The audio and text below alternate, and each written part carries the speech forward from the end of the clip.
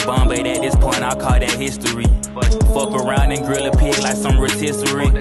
Give a fuck about who you think you with, don't trust the industry. Why you wanna be my enemy? You should really let me be, cause really you can't fuck with me. Nah, you can't fuck with me, little bitch, and yes I took my heat. Yes I love to redo, that made me L-A-M-E or W-I-S-E. My third eye open, I can see, must protect my inner peace. No response, I can't give you my energy. I don't follow trends, cause bitch I'ma just. Okay, so this is gonna be part 2 of how to basically manifest love and how to be able to tell when you have it like in front of you. So a lot of times I feel that when entering a relationship or when entering some type of partnership to where a person is truly in alignment with you and it is something that's basically divinely orchestrated and sent, a lot of times you are, because of the fact that we never are done healing, you are not in a space to where you are able to truly recognize it. Some people get in a space where they're not able to truly recognize it because of past traumas that they've been through, and most of the time it stems from like childhood. 5 on the time as I say that. So it's like a lot of times whenever you are dealing with love connections that is sacredly, divinely orchestrated, it is going to trigger you in a way that it does no other. A lot of times people are not able to handle this. Some people get actually sent connections that are divinely orchestrated, or people who are, I would say, divinely protected and divinely just guided in general to certain people. And people tend to fumble these type of people mainly because they are not in a space where they are healed enough to recognize what they have in front of them. And so a lot of times, you tend to project or, different things. I want to highlight my women right now. It is important to learn to understand your man. It is important to learn to understand your divine counterpart. Everything is not solely about us. We tend to go into relationships wanting the man to sacrifice off dump, wanting the man to sacrifice his time, his space, the people around him, to satisfy your justly needs or matters. And that's not, if you're going into a relationship expecting a person to sacrifice something for you, if it's not sacrificing unhealthy habits, then that should be the only thing that's being basically sacrificed within a relationship, is unhealthy habits and behaviors. Other than that, you should not be asking a person to kind of, again, sacrifice certain things within their life because of where you are insecure at, if that makes sense. So it's like, for instance, you're dating a guy or you're seeing a guy and he has like a female friend, or he is just very open when it comes to being able to mingle and speak with females. And because of the fact that you have not worked on your inner self or worked on your jealousy issues or your trauma from previous connections and relationships that has caused you to feel that, your person or your significant other cannot have any type of friendships outside of that same sex, and you are basically triggered by this and expect this person to accommodate to your, to accommodate to you because of how it's kind of making you feel. You know what I'm saying? Like, you should not expect the man to basically give up his freedom of expression, freedom of being able to experience other connections for the sole purpose of it making you insecure. Now, that's the difference between if that person is not respecting you guys' relationship, or you genuinely, like, y'all know, like, it's a difference. I'm not talking about those type of situations. I'm talking about the women who are genuinely projecting their insecurities onto their men. We got to stop doing that because it's not fair to them, and vice versa with our men. Allow your woman to have that space to be able to show you that, Like, in all honesty, when you think about it, I want to be able to trust my significant other around other female acquaintances or other relationships. Like, I want you to be able to have friendships outside of myself, because that is the norm of, as a human being, you wanting to genuinely interact with other people. Like, if you confide your relationship bound to just each other, that is going to die and wear out quick, because it's like you're not giving that person a space to actually show you that they are going to always choose you. It's more so you wanting to hold on to this person tightly because you are afraid that they're not going to choose you. And when you think about it, you should want to give that person that freedom and that space, because if they don't choose you, or if they do something that's going to turn around and kind of like fuck you up in the end, or do something that's like disloyal, that is honestly showing you everything that you need to know about that person, and know that that person is not the one for you. And so it's like, just learn to not, like I said again, allow yourself to get to the point where you're wanting your man to sacrifice different things for you. Another thing as well is our emotional stability. We have to learn to control our emotional state. You have to learn to stop. You have to learn to go within and know when you're the problem. Go within and know that you are at a space where you are emotionally unstable. And a person should not trigger out the worst side of you. If you're truly with a partner that is for you, they're not going to do that anyway. And if you are triggered by certain things, they're going to know how to kind of properly maneuver around it and handle that. But if you're dealing with somebody who is constantly triggering the crazy out of you, you don't need to be around them in the first place. And so it's like, we have to learn to start controlling our emotions and understand that nothing can trigger us outside of ourselves. Not only that, but it's like, a lot of times women have a very sharp tongue. We talk about men and their emotional abuse, but we don't highlight enough women and their emotional abuse, the way that women sometimes tend to emotionally abuse their partners through different things that you say. You cannot tear a man down with your words and then expect him to still respect you or look at you the same, or even look and respect himself the same way, because a lot of times our men do.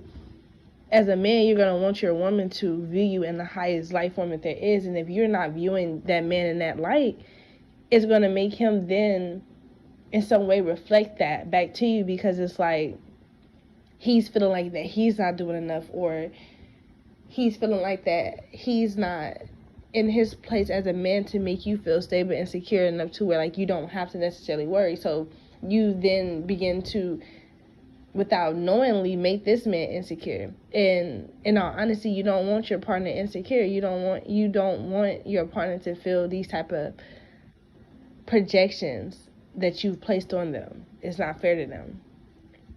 A lot of times we don't try to look back and focus and see how we have possibly played a part in tearing down our men. We have to get to a space where we're uplifting and rising our men, helping them rise to their highest power, because are we not the first teachers? We are. And it's like, I'm not saying to go and teach a man how to be a man, because he has to display that from jump before you even enter a relationship with a man. He should just naturally display those type of behaviors. But at the same time, know that it is important to stay in that nurturing energy, to stay in that receptive energy, because as women, we are supposed to be the receptors. We are supposed to be in that feminine energy, And whenever our man is not able to be, because it's going to be those seasons when he's not able to be the provider, he's not able to be, it's the energy of, at times the roles do switch, and it is that time when it's for the woman to stand up and lead for her man, because her man could be emotionally drained or tired or whatever the case is. So it's like, you have to learn to be that backbone for him, And it's like, stop expecting things out of men that you can't give yourself. You want a man to love you, but you don't love yourself. You want a man to cater and care for you, but you don't care for yourself and cater to yourself. You want a man to respect you, but you don't respect yourself. You want a man to wine and dine you, but you're not giving yourself that same energy, And so it's like, first, whatever that you are expecting from your man, make sure that you're able to give yourself that. And that's a really hard pill to swallow when it comes to us women, because we typically, you know, a lot of women, you just naturally are in that energy of wanting, but it's like you're not seeing where you need to kind of do the inner work so that you can receive that same energy, you know? And it's like, of course, you're going to continue to attract what you are. And so if you're constantly attracting men that's not shit, men that's liars, manipulators, cheaters, bad mouthing you, talking to you crazy, all type of shit like that, low vibrational, where at are you displaying these same things? Even if it's within yourself, even if it's you, you know, even if it's you doing this to yourself, like maybe you are a lover, maybe you are genuine and you're a carer and you're giving as hell, but you treat yourself like shit. So of course you're going to attract someone who's going to then treat you like shit, because it's like spirit wants you to learn to like basically respect yourself, to show yourself that love, to not look outside for any validation because it lies within you. And as for my men, it's just hard for me to speak from a man's perspective because I'm not a man. I can try to channel this energy as much as possible, but I'm not a man, so it's like, you know, I can pretty much only speak from the female's perspective. But I can say that as a man, you guys, it's very important to start genuinely watching the connections that you're getting into and watching the type of women that you are attracting, because a lot of times the type of women that you are attracting is a version of your mother in a sense. So it's like, if you are attracting women that are emotionally unavailable, that are closed off, that are not really like mature on an emotional scale and level, it's like your mother may have displayed some of these same toxic traits and behaviors as you were younger that then made you, you know, subconsciously pick and choose these type of women as you got older, you know. And it's like you have to then take a step back to self-reflect and realize why you are choosing the type of women that you are. Not only that, but what traits within yourself do you have these same type of qualities and traits, you know? Borderline narcissistic is one of the main things that a lot of people have. We all carry some type of narcissistic trait to us in some type of form or way. And if you are not mindful of this, it can grow to the point of you being just straight in like naive about it, you know?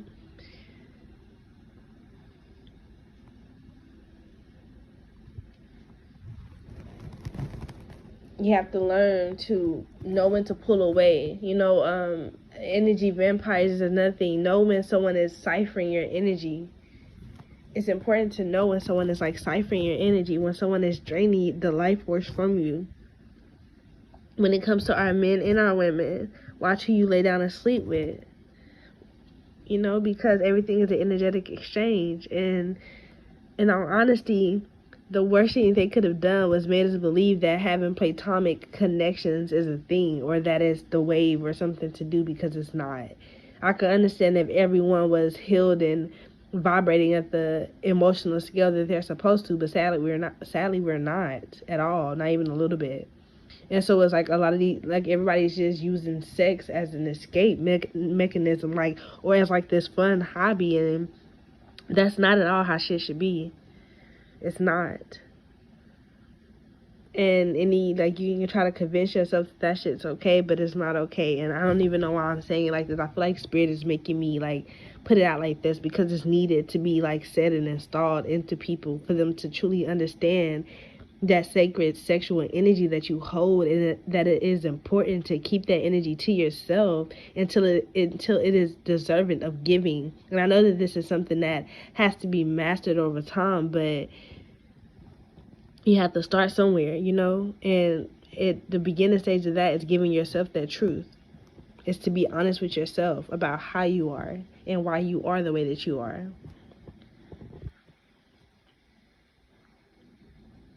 A lot of our men have to learn to be more nurturing and understanding with our women, and understand the pain that a woman goes through, has been through her entire life, the struggle and the fight that we have had to have, you know, through having to be in that masculinity energy, because our masculines are not stepping up to the power source that they're supposed to, you know.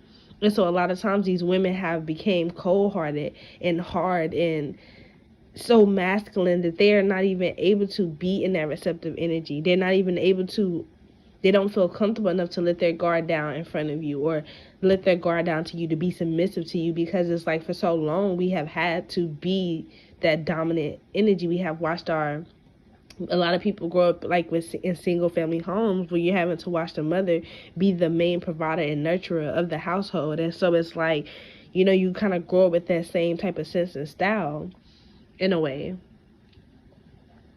And so it's like, as like when it comes to like my men, you have to just learn to be more patient with the feminine energy, allow her the space to grow, you know, and also hold that power for her to grow, whether that's as a friend, family, whatever the case is, relationship, it doesn't matter what it is, you know. Like we have to start looking at each other like sisters and brothers, like family. Like we have to start looking at each other in that limelight. We have to start wanting to help each other heal as a friend. Not stop being so quick to put titles onto things, and know that sometimes people come together for the sole purpose of healing, and to understand the purpose of why you met a person or why a person is in your life. It's important to understand the purpose of why Spirit sent someone to you. Not everything is meant to be romanticized, you know? And I feel like you're going to know the difference. You're going to know the difference.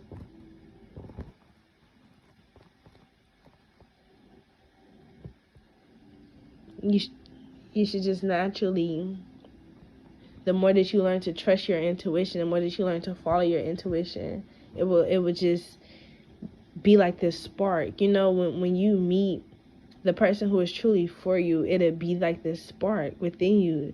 That person is going to elevate you, to make you want to grow and learn things about yourself, fix things about yourself you didn't give a fuck to fix before, you know. It's going to make you slow down and be like, hey, wait, you know, like, not just yet. Let's not mess this up. Let's slow down. Let's get it together. Let's get it right the first time. I want to get it right with you the first time. I want to heal with you. I want to cater to you. You feel what I'm saying? Like, that type of energy. You're going to know how a man feels for you by the way that he treats you, and nothing but that. Like, it's just that simple. Like, believe people the first time around. And yes, people tend to love bomb sometimes. Sometimes you're gonna have your connections where people are coming in love bombing you, but you have to understand and know those traits and know when to spot them when it comes, you know, so that you can then protect yourself from that type of energy and those type of people. I feel like you should energetically know if a person is serious about you or not through the actions that they display and show.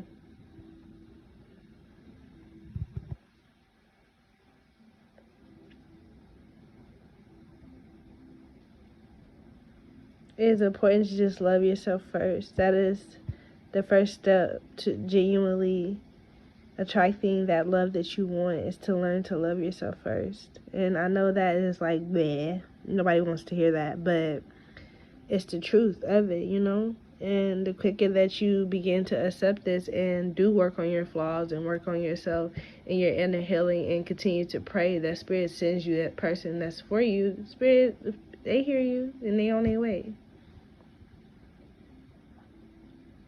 And so it's like, just be patient and hold that space for your partner.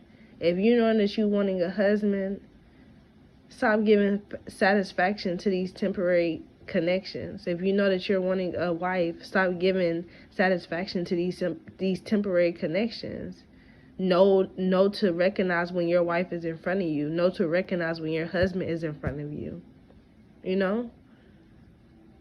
Don't try to hold off on that energy, because that person might not always be there. Don't try to wait until the right timing or the perfect timing, because divine timing is the right timing. When things show up in your life, when certain things show up in your life, know when it's time to act on it before, it becomes a missed opportunity.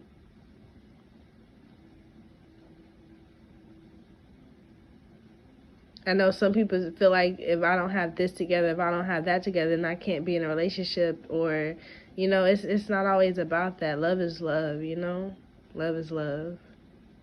Love, when it finds you, it don't care what stage you're in your life. And most of the time, that's when you need it the most. When you feel like you're not ready for it, that's when it kind of like sneaks up on you.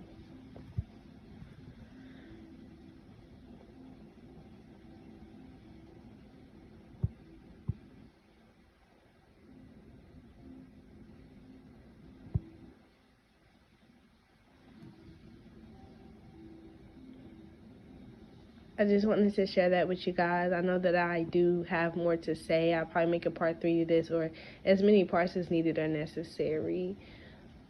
I hope that everyone's day is going good and you're staying prayed up and blessed. Love and light.